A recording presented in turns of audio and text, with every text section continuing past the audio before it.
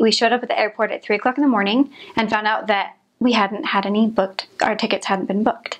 So we had to wait 8 hours to get on a flight, and then it was delayed by 2 hours, and then we arrived really, really late.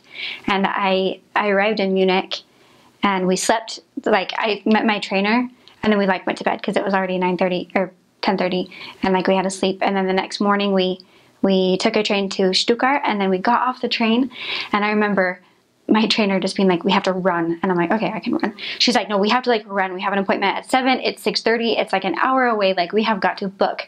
So we're like running through Bahnhof, which is the train station. We drop our luggage off with like this missionary couple, and we head off to this appointment. It was actually Thanksgiving Day that I arrived. So we went to a Thanksgiving dinner with one of our American investigators. And little did I know that that was going to be a perfect description of what the rest of my time with that companion was going to look like. We were just running everywhere, just everything was crazy all the time, but she was very good at organizing. So it was really surprising going into the field because it's so different from the MTC. You go in and you're like, oh, we're going to have all these progressing investigators and it's just going to be awesome.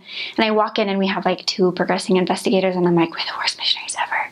So it took like the first like 3 months of my mission, I remember thinking like, we're the worst missionaries ever, but it's not true. It's just how it was in my area and that part of the world. I don't really think I had given it much thought what the field was actually going to be like.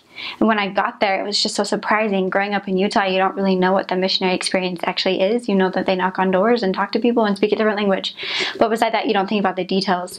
So getting into the details of planning your daily life and studying an hour, 2 hours, 3 hours at the beginning, and it was a whirlwind, but it was so fun. To be honest, the only thing I remember about that first week was that first day and that appointment. Eating tons of American food. I had lived there before, so I kind of know, I knew what to expect. But it was definitely a different point of view being a missionary. And because I had never like tried to speak German with these people, and especially not about God, it was definitely a different experience. The people are the nicest people on the planet, but you really have to take the time to get to know them. So you can't just sit down on the train and be like, what gives you hope in life? Or what do you think about Jesus Christ? Or whatever we ask them. And you can't do that. You like have to sit down and talk about their shoes and like where they're from and their family and stuff. And then you can be like, they see your name tag and you start to, you know, build into that. So they are religious people, but they are, you really have to build a friendship with them first. Some people say that they're hard, but they are seriously the most friendly people I've ever met in my life.